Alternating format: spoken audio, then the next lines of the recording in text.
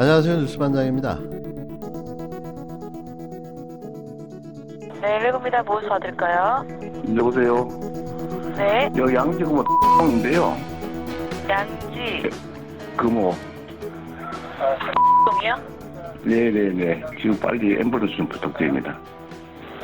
몇 호신데요? 이거 내려갈 테니까요. 한번 올라와 주시면 더 낫겠고요. 네, 무슨 일이신데요? 지금 이 토사광란에다가 얼굴이 좀 찢어져가지고 얼굴 응급실 가야 됩니다. 네네. 아내분이요?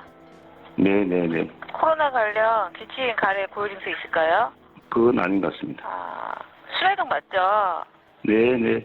몇 번지예요? 아파트 이름이? 양지마을 금호 아파트. 양지마을 금호 아파트요. 네네. 상대당 후보의 부인이 낙상사고로 크게 다쳐 앰뷸런스로 이송되고 있는 순간 이들은 선거에 이겼다며 환호와 박수를 치며 기뻐했다는 말에 저는 제 귀를 의심했습니다. 정도를 벗어난 이런 정치 집단이 대한민국 차기 정권을 잡겠다고 호들갑을 떨고 있는데요. 남의 아픔이 자신들의 기회이자 기쁨이 될 수 있다는 사실에 소름이 끼칩니다. 권력도 정권 쟁취도 중요한 목적이지만 수단과 방법을 가리지 않는 저들의 작태에 개탄을 금할 길이 없는데요. 만일 당신들이 정권을 갖게 된다면 그 정권이 과연 올바른 도덕성과 가치관을 가진 그런 정권이 될 수 있을까요? 흠칫 이명박근혜 정권이 불현듯 떠오릅니다. 안민석 더불어민주당 의원은 15일 지난 수요일 새벽 이재명 더불어민주당 대선 후보 부인의 사고가 있었고 그날 폭력에 의한 사고라는 가짜뉴스가 확 돌았다며 제가 듣기로는 국힘당 윤석열 캠프에서 선거가 끝났다고 만세를 불렀다는 거 아니냐고 밝혔습니다. 지난 이제 수요일 날 새벽에 예. 이제 자정이 넘었죠. 그 후보 부인의 이제 사고가 있었고요. 그리고 이제 그날 그 수요일 날 네. 가짜 뉴스가 확 돌았죠. 폭력에 의한 사고였다. 그래서 제가 듣기로는 국힘 캠프에서 윤석열 캠프에서 네. 만세를 불렀다는 거 아닙니까? 선거가 끝났다.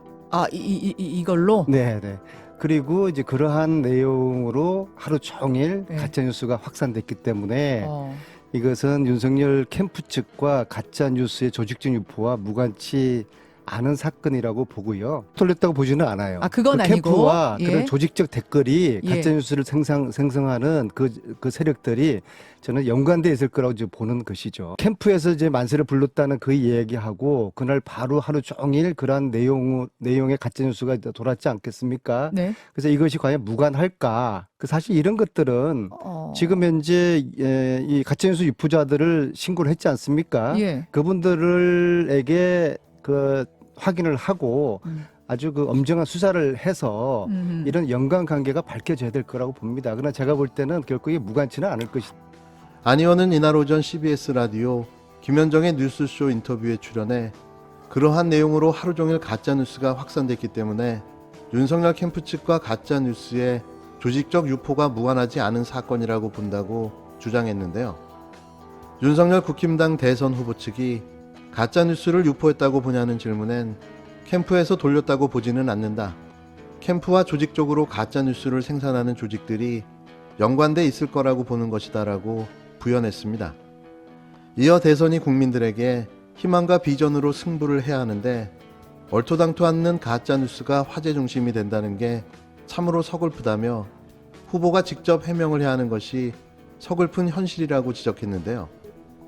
또 그는 민주당이 가짜뉴스 유포자들을 신고했지 않나, 그분들에게 확인하고 엄정한 수사를 해서 연관 관계가 밝혀져야 될 것이라며 가짜뉴스를 악의적이고 조직적으로 생산하는 건 대선 과정에서 엄단해야 될 문제라고 강경 대응 방침을 밝혔습니다.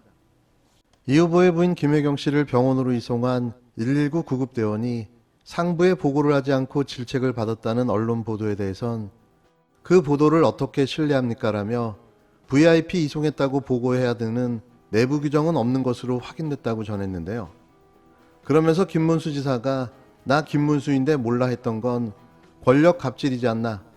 거기에 비해 이재명 후보가 119에 신고하고 병원에 가는 동안 자신의 신분을 밝히지 않은 건 공과 사를 구분한 굉장히 칭찬받을 만한 일이라고 강조했는데요. 안 의원은 이준석 국힘당 대표가 대선 비책을 의미하는 비단주머니 한 개로 댓글 조작 방지 시스템 크라켄을 제시한 것에 대해 실망스럽다고 혹평했습니다. 그는 정치를 이렇게 하면 안 된다. 주머니 속에 부동산 정책이나 청년 정책, 기후변화 등 사실 윤석열 후보가 좀 많이 딸리는 부분이지 않냐며 그걸 대표가 보완하는 차원에서 좋은 정책이 들어있는 주머니인 줄 알았는데 알고 보니 빈 깡통이었다고 질타했는데요. 이어 이재명 후보 측에서 조직적인 댓글 조작을 할 거니까 크라켄을 통해 과거 드루킹과 킹크랩을 연상시키는 네거티브 선거를 하겠다는 선언을 한 것이며 2, 3호는 모르겠지만 정책 주머니라면 평가하겠지만 이번 1호는 이준석 대표가 사고를 친 것이라고 맹공을 퍼부었습니다. 아울러 야당 대표라는 젊은 정치인이 정치를 희화하고 장난치듯 비단 주머니라고 속인 것이다. 이후부터는 청년과 국민들이 좋아할 만한 대안을 제시해 주길 바란다며 이재명, 윤석열 두 사람의 개인기 차이는 하늘과 땅인데 실력 차이가 드러날 것을 두려워하는 것이라고 덧붙였습니다. 저희가 그동안에 여러 차례에 걸쳐가지고 해명을 했습니다. 그런데 그게 그러니까 이게 사실 후보자님께서 이게 얼마나 놀라셨겠어요. 예. 근데 그런 경황 없고 긴박한 상황에서도 이게 신분 등을 일체 밝히지 않고 절제되고 침착하게 신고를 하고 있거든요.